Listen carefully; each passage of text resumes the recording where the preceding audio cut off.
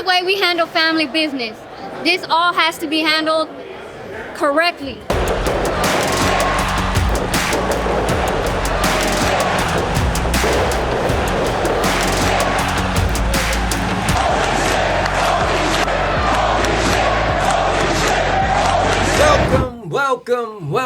Welcome to the Holy Shhh Podcast. It's your boy ABE from DET. It's your boy Ron T, the icon.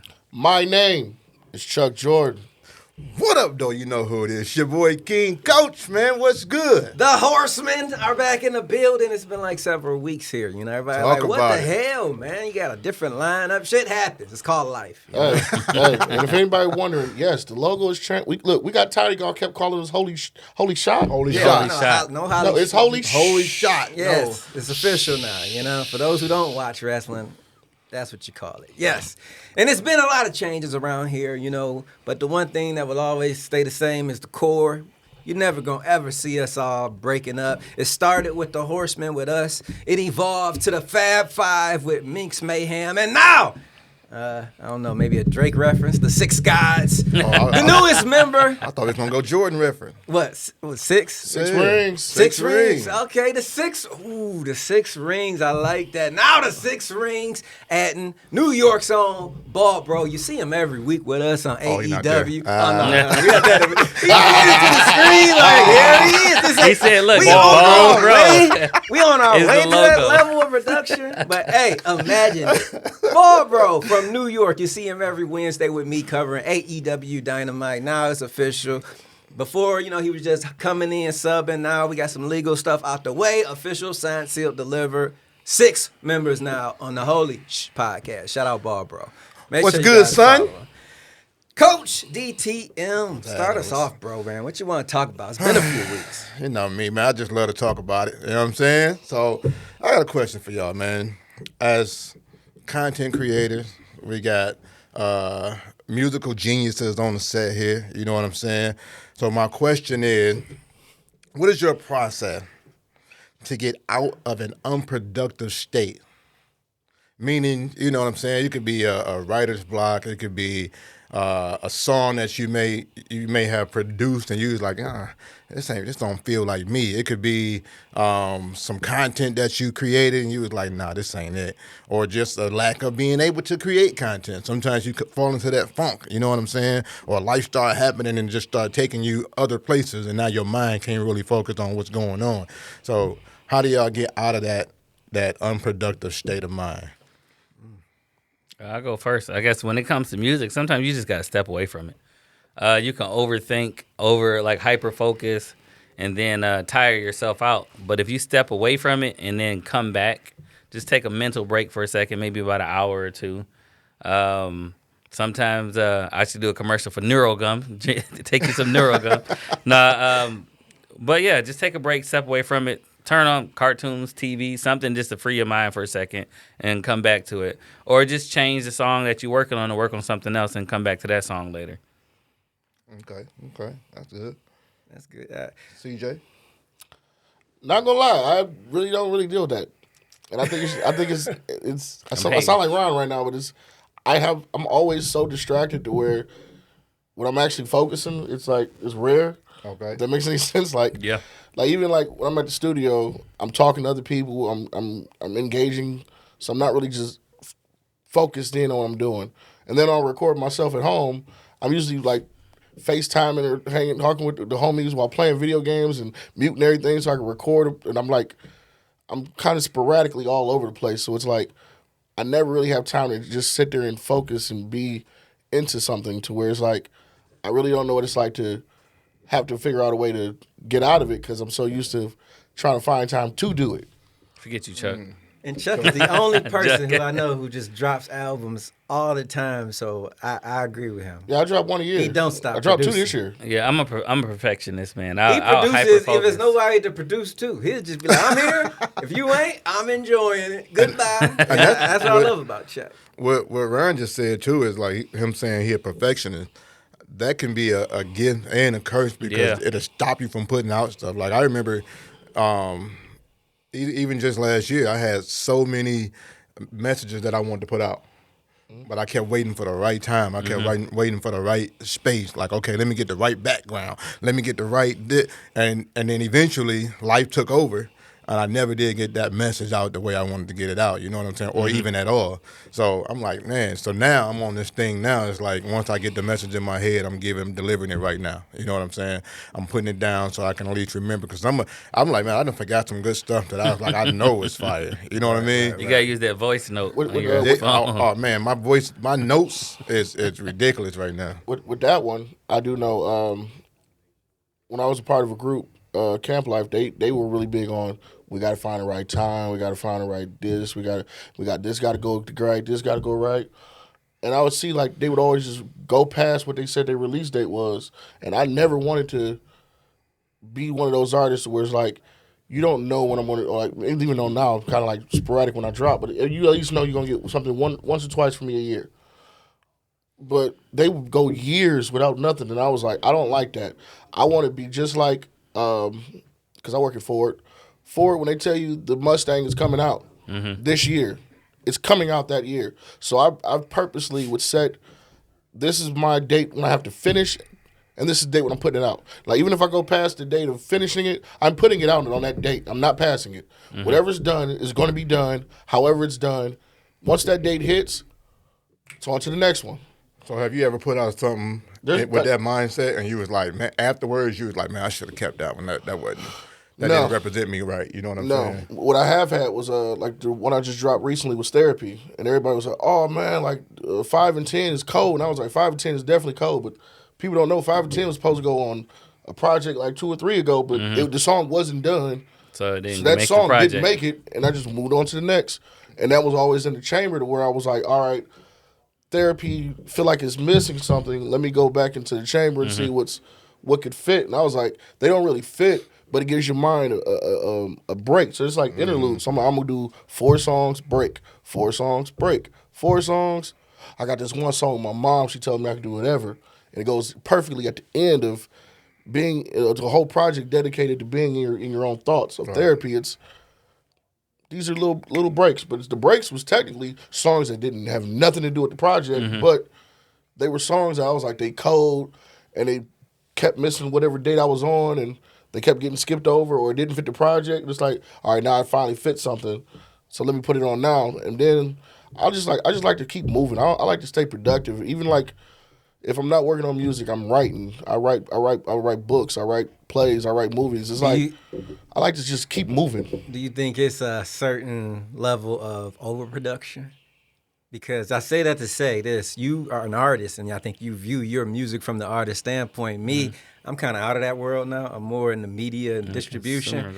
And sometimes I see some of your songs that I love, you know what I mean? But then you bring something else out, and it's like I missed a wave of really juicing what that album was because the next one came, you know what I mean? For that one, no. But I do think I got to get more visuals up.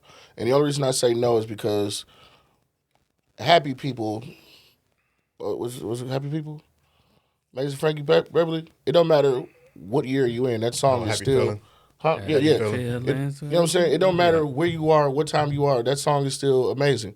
Just like when I went to Music Soul Child, man, he's hitting. But I know the song is amazing. I'm just saying, having the ability to reach more ears, so they know it's amazing as well. But that's what I was saying. For somebody that knows me, they know that I'm on to the next project. But if I had a visual or more to put, I can always go back. Is what I'm saying, right? To where it doesn't matter. Okay, I'm on this next project. If I was to push this one video, even if it's to an old song. It's new to somebody. Yeah, is what new I'm saying. To somebody, yeah. Right. It may be old to those amongst me, but somebody else is like, oh, I love that song.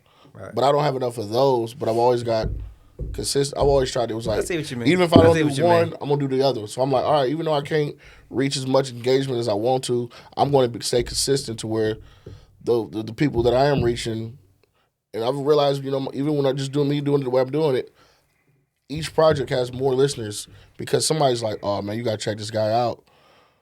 And if somebody tells somebody, somebody tells somebody, somebody tells somebody, it just organically grows. Just like us. I see your point. My biggest fear is being like Tupac. Yeah. My biggest fear is being like Tupac.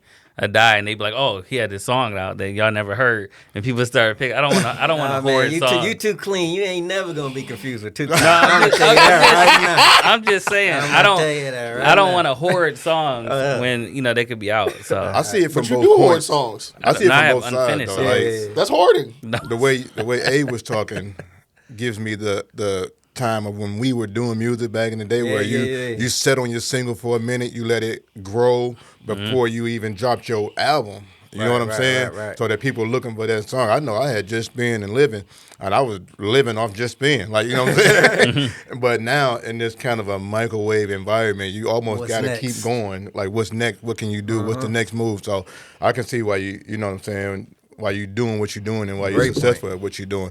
Now my question is for Abe, in the creative space now, how does this question relate to you? So I'm productive like Chuck. I'm overproductive just because I'm lucky where I don't have to work. The media pays my bills now, so it's more structure and it's a system. So I'm producing with my eyes closed now, different shows and producing different stuff, and it's like it just comes out. But the problem with me is I'm a creator before I got into this media space, so I don't have any time to create now. It's because I created this system that's just rolling now. And I don't have to think anymore. So I'm missing that time of just being a creator, stepping out the box. How I'm trying to get back to that, we extending, Holy Shhh Podcast to the Holy Shhh Sports. So, I can dive back into the world I was in before wrestling and stuff and still be here.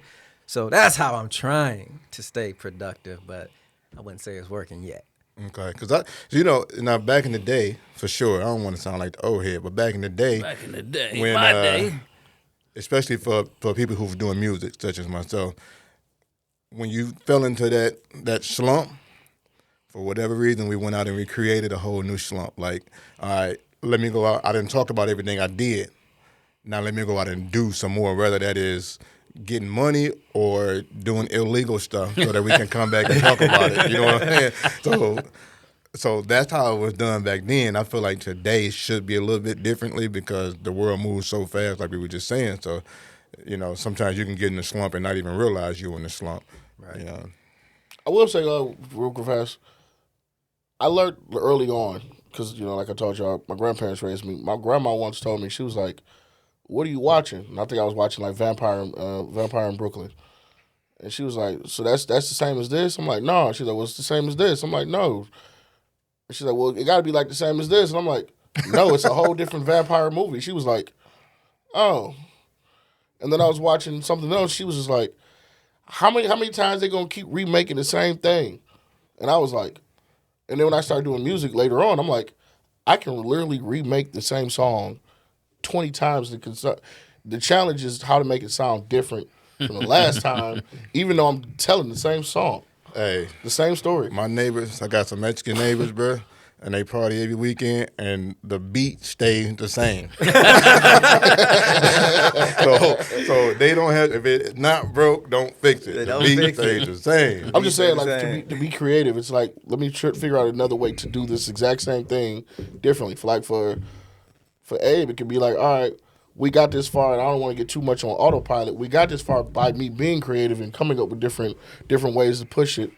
Even though we are on autopilot, let me still engage in different ways to spice it up once in a while, where it's like something new. It's something new for him, even though it's the same. It's the same thing, but it's something new for him creatively, because it's like, let me figure out a different way to keep spicing it up, keep moving. It's like that way it stays fresh in your mind instead of like same rinse and repeat. If you go on the same rinse and repeat, you're gonna get bored. If you be like, let me jazz it up a little bit this time, and even though we on autopilot, all right. So if I fuck it up, it's still gonna come out, but it's let like me a try brand to new logo. spice it up, like a new logo. There we go. Spice it up. Hey, you gotta spice it up. Or a new Barbaro, Hey, New York. What's happening? Spice it up a little bit. Tell her to Always spit tell on that people, bitch. You know what I mean? Unproductive work is rehearsed failure, man. Take that to heart. Yeah.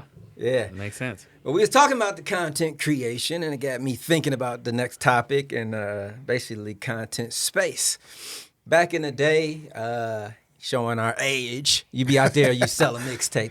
Get $5 for this. Or I got a show up, $10.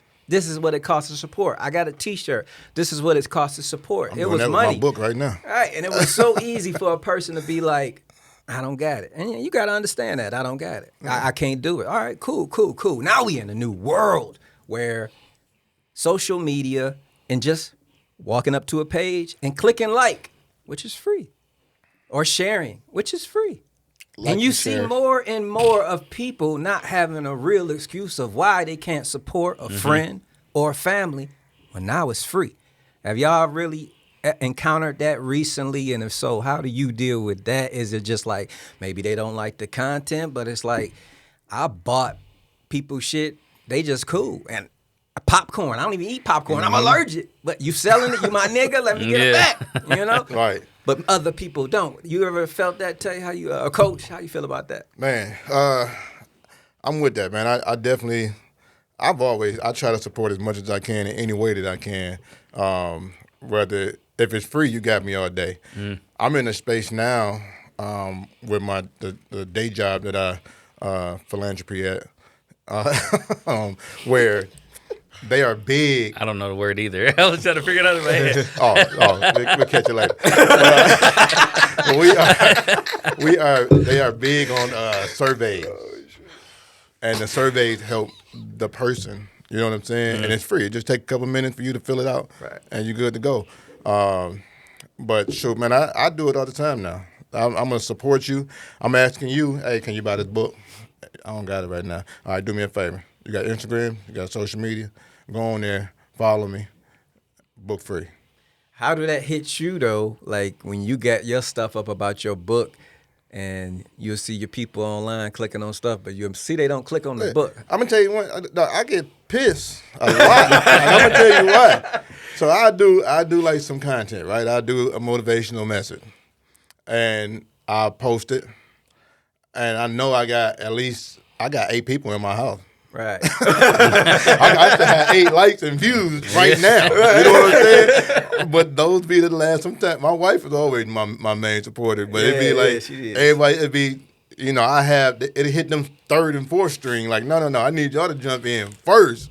Right. Hit the like, hit the share. Or my mom. My mom was the big one. She started sending me motivational messages. I was like, I ain't see you send mine. Right. Am I not good? Tell me. Like, you know what I'm saying? Do I suck at this? That's a good point. Yeah, I'm getting the chain mail from my parents, and I'm like, yo, y'all do this to everybody else? Right. And I said something to my dad one day, and he was like, you right. So now, and he sent it back to me. I'm like, he did it. Like, Right. But At least you know he send it back. sent it, though, right? So, that support system where, you know what I'm saying, you feel like you are supposed to do it. Right. Hey, do it, man. I feel like that with my cousins. I'm like, fam, I got like 40 of y'all. We're it's like, if one do it, then I can drop it in the family group text, like, so where y'all at? They like, oh, I didn't even know you was doing something. Like, how did you not know I was doing something? No. I learned Like, that sometimes I had people a just don't see friend. it. I had a friend literally was like, he's like, oh man, that Chuck Jordan project hard.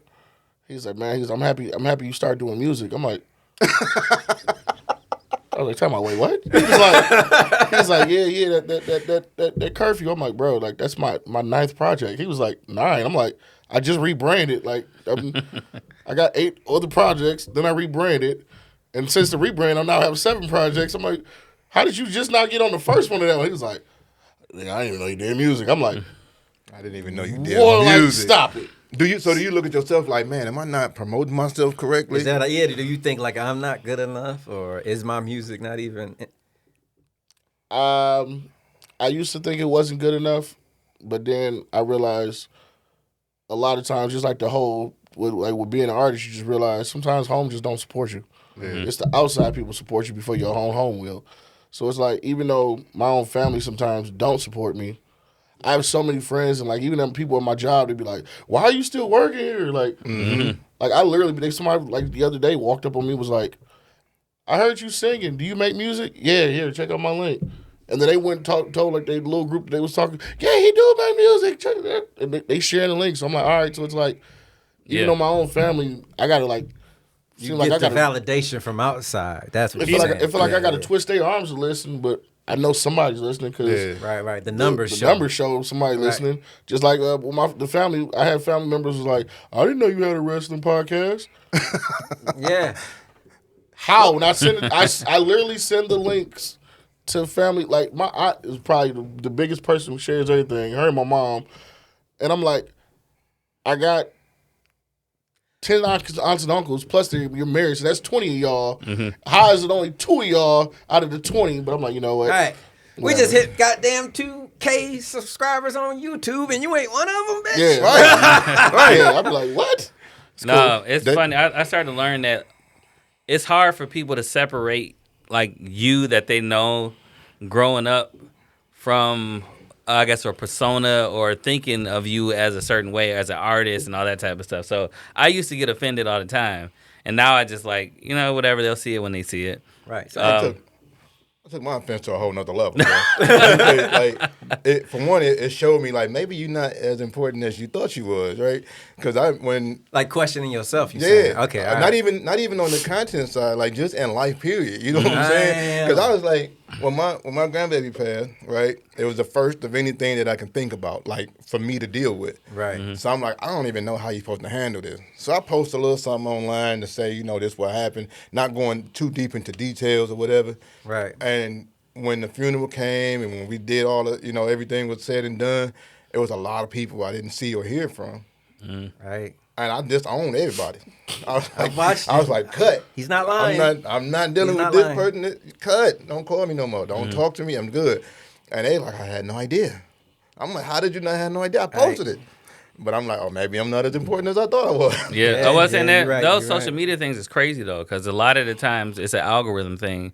Because it's people that I'm like, I haven't seen this person post nothing in a while, and I go on their page and they've been posting consistently. I'm like, why am I not seeing none of this Yeah. stuff? So now I look like a stalker because I'm in there liking a whole bunch of their stuff. 6 weeks ago. Yeah. you don't want to make it look like you missed something. That's a great point, man. 6 months ago. That Like, happens geez. with us with our wrestling algorithm. Fans that call us like, I thought y'all stopped posting, but it's just not coming in my For You page. I think that's just a system from the social media. That's just how they roll. Yeah, man. so that Government once trying to I shut once it I You can realized only get that, so much access unless you paying for promotion or you doing something that'll benefit them. Yep, It's like I and- realized yep. if you search somebody and go look at them, they're like the first people on your stories. Yep.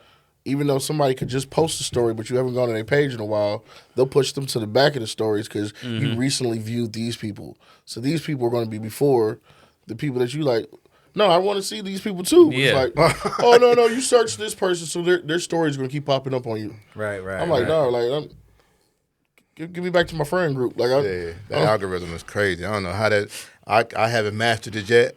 I'm still looking at it, but it's something It's like different. when you try to figure it out, it changes the game. Yeah. It's like the Matrix, But man. I ain't gonna lie, I used to get mad early on because I was like, everybody got a phone. It's like, I know you got a phone. Like, it don't take you nothing to just go listen.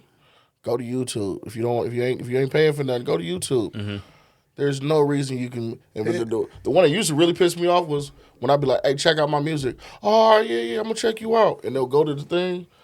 And can you support my daughter's fundraiser? This and this. I'm like, mine is free. What do you? I gotta pay for yours. Like, hey fam, I don't know about all. But at the same time, you saying that now that the show is having success, holy shit, we on the opposite side. Yeah. I will say, if you have the cash, you can show your ass. They will put you in front of everybody. So Yeah. now we are feeling it. So yes, that is the key. You just gotta. It costs to be the boss, so to say out here. Yeah, that's And a since fact. he's talking about spinning, Got buy me. the merch. Buy the merch, holyshhpodcast.com, especially our BWO shirt ball world order. Me and Ball Bro, you can see it. You seen it online. Him and Ricochet was at the pay-per-view down in, I forget where it was, but It was in we're going to see him at Texas. Toronto. Yes, sir. At All Out, it is official. The Holy Shhh Podcast will be there. We were doing a live stream at All Out Toronto. It's going to be amazing. September 20th, the night before as well. We got some surprises, but shout out Ricochet for being with Ball Bro, getting that BWO shirt. We will be down there. Coach, you looking forward to it? I'm looking forward to it, and y'all look forward to the LWO, the Lock World Order. No, the world Me and world Ron order. about to do our Ain't no thing. lock. I don't think we Get can- locked or what? Ain't I don't no think we can do LWO. no, we'll get no. sued. Oh, We'll get sued. How you feeling about going to Toronto, Chuck, man? Tell the people in Canada what they can expect when the Holy Shhh touchdown. I'm be listening to Drake all the no. We will be coming. A. Ryan T. You got any connects with Drake when we get out there, man? I'm gonna try now. I'm gonna be like, hey Drake, say Drake. No, Right. Maybe not that saying might it like not that. work. This will also Might be our not work. first event live with Ball Bro. He will be there with us. No Minx Mayhem. We're not getting all 6 together just yet, but our newest member, Ball Bro, will be there. So Toronto, September 20th, all out AEW in the Holy Shhh Podcast. I'm man. excited. We'll be in the building. It's gonna be crazy. Woo! But yeah. But to piggyback the last topic, I was talking about the help and people clicking like, is that a window into our culture? Sometimes, as I got older, I've migrated into different religions and different ethnicities, and I'm not so just in the hood, around us. And I've experienced different cultures, and I've seen families where my Indian friend, his parent won't let him leave the house until he got a property, another one paying for that property, and that property paying for where he wants to live for the rest of his life. They won't let him leave the house, whereas our culture is get out, you on your own. Got it's to just go. you. So is that like that we are not getting, and that share, that subscribing, is that a window into our culture, how we don't really support each other, man, as black people? We're not quick to like, we're not quick to say, you're not going to do this on your own. We're going to do this together. You know what I mean? Chuck Jordan, how you feel about that topic, man? I definitely think it's we don't support each other, but I think it's deeper rooted. It's the fact that psychologically, it's like I don't believe you can do it until you do it. Like, we the only group I know that you gotta prove it, but once you prove it, I got you. But why don't I have you on the way up? It's like, no, I should have you. Like, I support you just from day one. We like, no, you got to go out there. You got to go fight a lion, and come back with his mane for me to be like, you know what, you a warrior. Yeah, Go show and prove, son, and Yeah, then come David. back All right. with the carcass, and then you who you say you is. 1999, I got you then. Wear that T-shirt. I'll wear that T-shirt tomorrow. I feel like that is kind of like how we are though, because I can remember so many people clowning and downplaying Big Sean on his way up, and then when he made it, oh yeah, I know Big Sean. I used to go to high school, and oh yeah, he's friends with mine. I was like, you was just trashing him before I even got there. Didn't think he was gonna make it, and he happened to be in the right place, right time, right ears, all that type of stuff, and then oh yeah. So I see it all the time. Man, I got family members that be like, this and this about this person, this and let something positive happen. Oh man, I always knew you were the one. like I literally had a cousin who was like, man, he was like, man, look at this fat ass motherfucker and all this. I'm like, all right, whatever.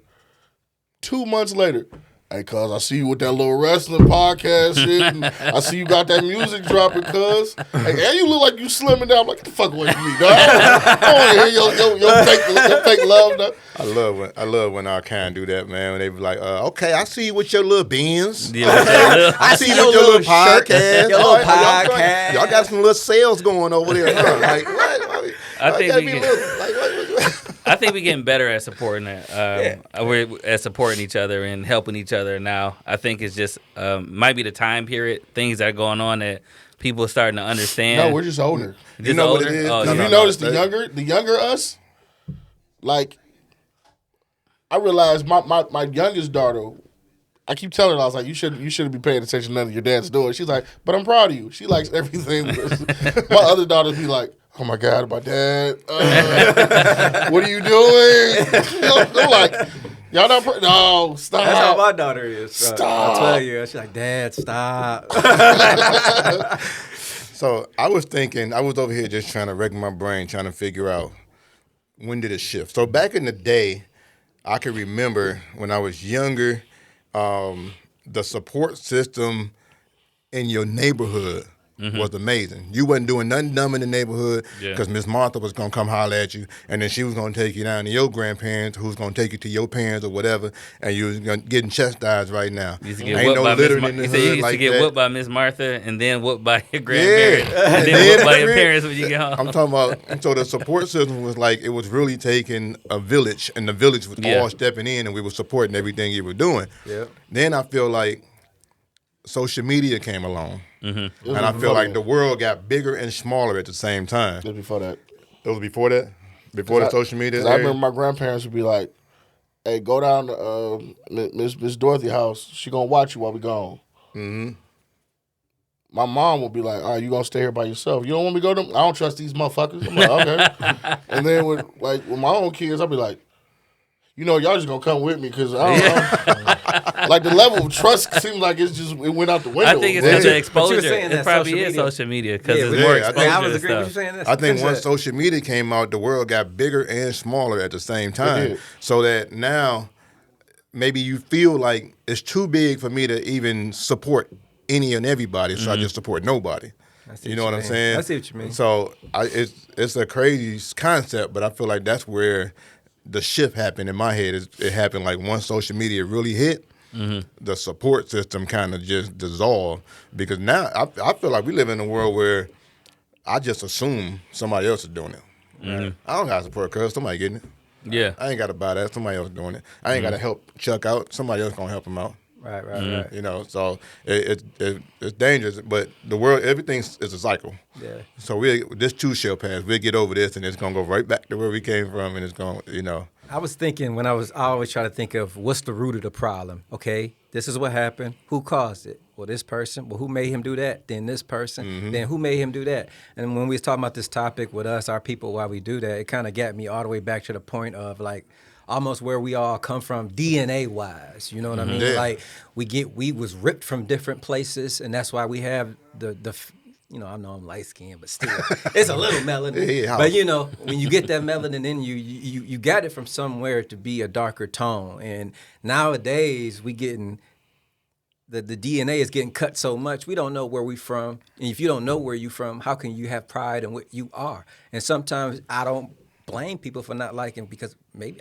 I'm not your people. You don't know that nowadays because we cut so much. And that's Yeah. social media started that. Yeah. Speaking of Drake, trust issues. So, because think about it. Before social media, you just said, I'm African American. And social media taught you that you're not African American. Yeah. Go to Ancestry.com. Oh, no, I'm 50% German. Bitch, you a nigga. Yeah, get the fuck out of here. Get your money So back. I blame social media, man. Hey, You're getting too much knowledge. Getting too much This knowledge. device right here giving you too much knowledge to where much. now Computers. nothing means the same anything now. Yeah. right. They're like, check out this smart motherfucker. This nigga say he Irish. Okay, you lucky bastard. Ryan T, what you got for us? Well, it's summertime. It's hot. We know in the summertime used to be the time before it got too expensive that everybody would go see a lot of movies. That's when the blockbusters come out. That's when you get all the like real good cinema comes out normally in the summertime. People used to go to the movies. But with wrestling, we're starting to see a lot of storylines become very cinematic. But there has been some in the past. So in your opinions, what is your favorite storyline, cinematic storyline besides the Bloodline? The word cinema in the IWC. We about to take shots. But what is cinema? Some storylines that You was took the pure best one cinema. out the equation. The Bloodline, because that's an easy one. That's an easy one. That is an easy one. I will go way, way back. One of the greatest storylines that I remember when I was a kid, and it's just, you know, I from a younger boy, I was a ladies' man. I liked the ladies, and you know, fighting over them was something in my DNA a little bit. And when I saw Hulk Hogan and Macho Man fighting over Elizabeth. It kind of hit home. It hit home, and that was drama. That was story. At the end, when she chose Macho Man, ran in his arms. God damn! Professional wrestling. You know what I mean? Fuck all y'all. Who's next? Jesus Christ, that was a moment. All right, Chuck. That's professional, right? That's cinema. That's what this shit is all about. Grabbing the emotion, pulling it out of the viewer, and boom. And Macho Man, Hulk Hogan, Elizabeth, chef's kiss. What you got, Chuck? Mine was probably one of the greatest stories to ever get ruined.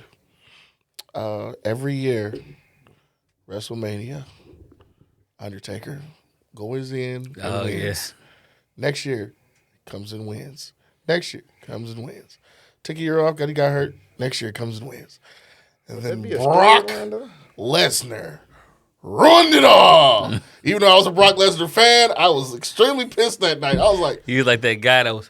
I wasn't that bad. Yeah. Because, like, half of me was, like, excited because I was like, because Paul was like, yes, we did it. I'm like, we did it. Should we have done it? But we did it. Like I said, I was a huge Brock fan, so I'm like, yay. But I'm like, I feel like a part of my childhood is being ruined right now. Yay. It's funny hearing the background to that is that Brock Lesnar didn't want to do it. None of them wanted to do it. And Undertaker was like, yeah, it's time. But Only yeah, from crazy. later was like, I should have gave it to like somebody like so and so. That was more like horror than cinema. Yeah. I was thinking cinema. I think like, damn, it's a movie horror style, like horror you know. movie is still cinema. I guess so. Tragedy. It was a tragedy. It was a tragedy. Like I was like, Tragedy. For me, man, Have I think you I'm seen gonna my take a different turn. Okay. I think my cinema moment would be kind of like Chuck when it was semi-ruined a little bit, thanks to like social media. I'm on a social media rant today, I guess. But the cinema for me would be just the storyline of wrestling in itself. Like feeling that it was the real deal all the way from start to finish, right? Like to me, that was my stories. Like that was real life to me. So I think the cinema of the show appearing to be real, The soap opera. the of soap it. opera part of it, Yeah. just even from the wrestling down to the moves to like everything, you just felt like Storytelling in the ring. Yep. the tactics and are you about to have a attack match? Like you bleeding, you got chairs and bats with the barbed wire on it and all like all of that was like very cinematic for me. You know what I'm saying? And then somebody said it's not real, and I'm like, what? It is real. Shut up, you're not real. I guess it's getting even worse now. Even though it's like interesting to want to see the kind of behind the scenes stuff, especially what happened in WrestleMania with that new Netflix thing that's about to come out. It's also like, come on, you just ruining. so Like, don't talk to the guy behind the curtain type of deal. I'm gonna be real with y'all. It's still real to me, damn it. No. Honestly, I've always kind of questioned a lot of it anyways as a child because I was like, I just saw you Sunday because pay-per-views back then. It was on Sunday, children. I just saw you Sunday go through this brutal match, go through tables, ladders, and all this other stuff, and you look perfectly fine come Monday. Yeah, that part of it do piss Yeah, me but off, you didn't. though. You thinking like that? You thought I'm like saying, that then? but nowadays, you see them with the tape, you see them with the. But Yeah. back then, they look brand like a brand new fresh pair of J's, fresh out the box the next day. Like I'm like, I don't think I. how put did you two heal and up two that together. fast? Am I the only one? Like, Yeah, I I'm think not. I'm No, putting what two you didn't know, together. that was before they added the tariffs to the sensu beans. That's what it was. You know what I'm saying? Like he said, he didn't realize it. Was I Yeah, like the I only didn't one pay that that part realized? of Like attention. Yeah, no, the I very didn't really pay next attention day, to that either. you were perfectly fine. Came out like I remember The Rock went through a grueling match, bloody and everything. The next night, if you're smart. Like nothing happened to you the day before. I think as a kid, I thought they were superheroes. So I was Yeah, just like, that's what it felt like. I wasn't what that. you mean. Even disbelieved. Ric Flair would come out. He would still have like the bandage on. man, or Ric something Flair like used to have that. them big giant Yeah, the dolls. big, just- Right. big Yeah, brain maxi surgery. pads on his head. Right. But you still feel like, oh, okay, that gave it another piece of nostalgia. Like this is what it is. Yeah. I feel you. It wasn't until Stone Cold came out, he hurt his knee, and I seen him come out with the knee brace, and I'm like, okay, yes, now I'm starting. Now somebody starting to sell the fact that you're hurt, Yeah. When and they, to me, it made it even more like I champion those guys more. Like when you did show you had an injury, because when you had to overcome that injury and your opponent, I was more more of to a the fan of you storytelling. as opposed to yeah, it took it to the next level for brand sure. new Yeah. guy. Like it was like you like a brand new action figure just every single day. Like, nothing's wrong with you. There's no way you just went through 5 tables and the very next night you. No, like I want to mean, see somebody Yeah, limp it was to the kind of ring like and you struggle. watch the Three Stooges, right? Right. They have one type of acting. Yeah. And then you can fast forward to like a Denzel show, like, you know what I'm saying? Yeah. Training Day. That's Yeah. a whole nother, like, you evolve. Yeah. Yeah. So to watch the evolution of how wrestling started and where it is now, or where it became when they switched over, like, okay, now we're going to show injury. Now we're going to show blood. Now we're going to show, you know what I'm saying? Yeah, So, yeah. I see what you mean. Yeah, for me, the storytelling that was like real cinematic to me was like probably unintentional. It was just the whole Daniel Bryan saga of him not being able to wrestle anymore, Yeah, that and was then they dope. brought him back as a GM, and then he kept trying to get back in the ring, and people were chastising him, and then finally led up to him. It with his in-ring return when he finally got cleared. Like, he was going through all these medical professionals just to get cleared. And just, like I said, it was unintentional cinema, but just following the whole thing made, when he came back, so much more, like, made it pay off a whole lot more than it was, especially watching him be a great GM on SmackDown and everything. So I thought that was dope. That was a good one. I was thinking Daniel too, but I was like, it got to be the whole thing. Right. Chuck Jordan, what you got topic-wise CJ! over there for us to finish us out for the show? Talk about it. So everybody knows that I'm Mr. Mount Rushmore. Who's your wrestler? Who's your female wrestlers? But I thought the other day I was watching this Seth Rollins thing, and I was like, damn, we never even talked about that out here. Your Mount Rushmores of moves, like finishing moves. No Diddy, but favorite moves. Wow. Let me start off with one. I'm gonna start off. Are we doing a top 4? Is this a Mount Rushmore? Mount Rushmore, 4. 4? Oh, so you got to give 4. 4. Who ready for the all 4? He about to say the blunt force trauma. You want me to go first? I'm ready with all 4. You want me to go first? I got all 4. Okay, Let go me ahead. go. And all 4 of my Cody moves. No. One is. Number 4. I'm going to put them in order, too. My number 4 favorite Mount Rushmore move is Cody Rhodes. The Crossroads. Crossroads, number 4. Number 3, favorite move of all time. Don't argue with me. Do it with your mother. Hulk Hogan's leg drop, number 3. I said it. I don't give a shit. All right. That's a character. I didn't say Terry Baloney or whatever the fuck his name is. I said Hulk Hogan. I can Terry separate Baloney. the That's two. his new name. Anyway, number 2 move of all time. I like a move that you can put on anybody. It don't matter where, when. I like it quick. Give me the Stone Cold Stunner. Steve Austin, that was second best move. And number 1 is a move that started off a finisher, but now it's like a goddamn punch. Because everybody and their mama want to do it because they know it's the best move of all time by the best wrestler of all time. Sweet chin music. Yeah. Everybody do that shit. That's on the mine, number too. 1 Mount Rushmore of all time move for me. So I guess for me, I'll go number 4 is a super kick, simply just because everybody's doing it. But it was a sweet chin music. It was something special about it. He tuned up in the corner with his tapping his foot. So that's number 4. Number 3 for me is the Razor's Edge. It just looked cool. He put the arms out and everything before he did it. So Razor's Edge is number 3. Number 2 for me was between 2 submission holds. And I think for number 2, I went with the crossface when Benoit did it. You watch that first. Yeah. You watch that first. Look at this, man. Man, Daniel. You got the same phone? That's that lock. That's that lock order. Yeah. LWO, baby. Let's go. You know what I'm saying? And No, it's no ball.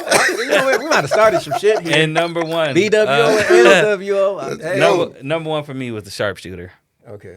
Sharpshooter. So. Somebody was just in a comment dogging Natalia for using the sharpshooter. I was like, that's a great move. It is a good move. I did that move on somebody in real life, and they hurt for broke real. out. It of hurt for real. No, they broke out of it. They had all leg strength, no upper spine. Oh, really? I got a little nervous at the first. I was like, where do we go from here? They never showed me what happened after you break out of it. He broke out of it and hit you with the sweet chin music. It'd be a wrap. I'm going to go next, man. I'm going to go next. For number 4 for me, I had the super kick as well, and I put in parentheses Shawn Michaels, not everybody else. Not everybody else. It's copy and paste. So for me, I like the moves that like ended it. Yeah, man. Now they fuck take around with the fuck around. And that's why, like, even with Cody's move, he got to do it 3 or 4 times. I'm like, he got to update. He got to do something different so that. But he that can hold move, on to it. He don't let it go. So it's kind of the still same move. So, he hit it 3 times. just to help you out, I'm gonna remove the crossface and I'll put the diamond cutter in there. Okay, all right, There bet. we go. All right, good. So number 3 for me was the cripple crossface. Okay. The number 2 was the tombstone. Mm. I used to love that one. And then number 1, I put a tie because they kind of sort of the same a little bit, but it's a little different. The punt / curb stomp. Oh, yeah. Punt / curb stuff. I like it. What you got, Chuck? It was your question. F5, RKO, stunner. What order? Wait. Backwards. Backwards, Four, okay. 4 was Okay. F5, All right. RKO, stunner. And my favorite move was always the Batista power bomb. Even when he can do sit down sometimes. Yeah. But it was like either you just slam him Batista through or bomb. you sit down with it. But either way, it was always my favorite move because it's like you just knew that you just knew somebody was going to get hurt. And even when Bubba does it, when he puts people through the table, it was always like that was like the setup of so many moves. I just was like, oh man. I used to always think Diesel was gonna kill somebody with that jackknife power bomb. Man, because he would just drop him from so high up. Right. Like, Right. I wanted to put the spear on there, but I couldn't figure out who had the best spear. We already know who Right has the now. two best spears. Who right now is somebody that has the best spear. There's two best Because spears. the There's worst- only two right answers. I seen the worst spear just recently in the past message that we just saw not too long ago. Was it Charlotte? Man, it was one of the worst spears I've ever seen. All right, matter of fact, what's y'all top 3 spears? Top 3 spears. I say Charlotte is not on the list. No. She need to retire her. And I'm mad that Goldberg did his the way he just did his last one because that was not it. tell Goldberg his Spears knees. up there though. Not this last Yeah, one. not though. the last one, no. The last one felt like he gave him a hug. Who has the best spear? Braun Breaker. I think hands Braun down. Breaker and the Gores. The Braun two Breaker top when he not tired. tired. You can't go wrong with the top 2. I'm going Gore. I'm voting Gore. We got 2 for Gore. We need a unanimous number 1 here. I'm going Braun Braun Breaker Breaker. first. Braun I'm Breaker. going Damn, Braun I'm tied. Breaker. You Braun Breaker too? Yeah. Braun Breaker's number When he 1. not tired. The Gore. That Gore Right. Because when he did that gauntlet match, toward the end of that, you can see that spear kind of slowed down a little Yeah. bit. Damn. But so the we time got that 2? he can leap from the top of the ramp almost. So Rhino was Rhino was a different type of Yeah. boulder, like Yeah. X-Men Juggernaut, and he from Michigan. Like my man kind of looked like Rhino too. That's why I said there's only Rhino. 2 right Mateo. answers. Yeah, I either started the with Gore- JC JC right Mateo. answers. Yeah, he had a Braun JC Breaker. Mateo frame, but actually with He Sale did. and He could kind of looked actually like wrestle. he looked just like it. I was like, oh. So we got a tiebreaker, so we're going to leave it up to y'all. Best spear ever. We got There's 2 only- for Rhino, 2 for Braun Breaker. Who do you got? Leave it in There's the only comments. 2 right answers to this question. There's only Yeah. 2. We got the future and the past. Rhino, Braun Breaker. Who you got? So I know we short on time, right? Let's take it out with one question. Go ahead. They keep bringing old people back. Is there an old person that you would love to see come back and do That one was more my match? that was my other question. What? Y'all need Is to it an stop. old person I want to come back one more time? One more match. I gotta go. I want to go last. Who first? I don't know. We don't want Hogan back, man. We don't want him back. I wasn't gonna say that. You know. And then, so I guess can old just be like you're not in wrestling Yeah, anymore? somebody that's No, retired. That's what I yeah. was thinking. All right, you're not wrestling anymore, but you want it back. All right, cool. All right. I guess I'll go first. For one more match, I would love to see AJ Lee. Yeah. AJ Lee, that's a good one. That is That a is a good good one. AJ Lee. That's, I wasn't even thinking. She gotta I have wasn't thinking it either. Yeah, That's she got to damn. have something left in the tank. Yeah. She took that long off. She ain't had no babies either. Her body's still fresh. That's true. Dang. She ain't got to wear them high risers. Oh, man. Remember Lita came back. That was tragic. Yeah. Oh my god. She got yeah, hurt boy. and everything. That's why Trish had to step in. It was bad. I thought she was gonna kill herself when she tried to do that swan time. Right. And I swear, it's like she landed on her neck or something. Oh, I don't yeah. know what it was. Yeah, Oh, who got one? She was trying to end it. Oh man. You know what? In the women's, Jacqueline still look like she can probably go. Okay. Jacqueline or Jazz, one of them Jacqueline two. Jazz. You got Coach. Women, I'm gonna have to side with CJ over here and go with the AJ Lee because they was yelling and we all kind of felt like she was gonna come back anyway, but it just never happen yet. For men's, man, I might have to go with the Dudleys, man. Let's get the Dudleys in there one more time, one more go round. Can we we can tell somebody to go away? Because they're ruining their legacy. Chris Jericho, please retire. Please. Ever. That was one of my goats. Oh, man, for men, it's hard because, like, a lot of people that retired should They keep coming probably back stay anyway. out of the ring that they hasn't come back. Triple H, I think, will give a good match still. No, he'll have a heart attack in the ring. We don't want There's that. only one guy I think should come back, and he can't because of legal issues, and that's Brock Lesnar. He not old though. He not technically old. Though. He's retired. Somebody officially I'm retired. talking about somebody who. Yeah, they retired him. We talking about somebody who Oh. might have accidentally pooped on themselves last week. That type of. Oh, old man. Stone Cold Steve Austin. I think has one more fun match still in him. All right. Stone Cold got one more fun one in him. my old person is much needed right now. I think the state of WWE is a lot of shit going on, man. Just, double booking stuff with AEW. Like, why? Why? Firing some people who don't deserve to be fired. Jakara Jackson, Why? yada, yada, yada. Letting Tony Storm go. Letting Why? Swerve Strickland go. Just so much things are going on. And I think there's going on just because you don't get that feeling, I guess you could say, like Coach would say, in your loins. And your loins. You don't got that feeling in your loins, that fire to just Nah. pull up your britches, be a man, look at your business, and say, shit not going right. Grab a motherfucker by the collar, look him straight in his eye and tell him, you're fired. So bring back Vincent McMahon to shake shit up, fire motherfuckers, get him the hell out of here, because shit is off track. Hey, I would have took I Hulk don't care Hogan. what he did. Hey, I'd rather took Hulk hey, Hogan. you know the I best don't part? care. The entire speech until he got to the end, I was like, you know what? I can see Stephanie McMahon coming back. Fuck But then he was like, fired. I'm like, no, that's the father. That's the father. Niggas need to be fired. I'm telling you, this shit is off track. I We need enjoyed it back wrestling when running. Stephanie was in Seth control. wouldn't be hurt if he wasn't double booking. I'm just saying. I'm just saying. That was that nigga's day off. And you said, no, I want to compete with AEW. Look at you now. I don't know what the fuck to do. Got a briefcase and nobody holding it. Get out of here, man. Is somebody holding it? What you think? You think Mark Henry might have one left in him? Oh, no. No. No, Jesus, no. Yeah. Well, that's it for us. We got to get out of here. You know how they do. Every single day, I ain't even running it down. Holy Shhh Podcast. Google it. Hit the link tree. Every day. Every day. Every day. Subscribe. Get the merch. Yes. Yes. HolyShhPodcast.com. Till next time, though, it's your boy ABE from DET. It's your boy Ron T. the Icon. My name is Chuck Jordan. Y'all know me, man. It's your boy King Coach DTM. You guys have been tuning in to the Holy Shhh Podcast. Peace.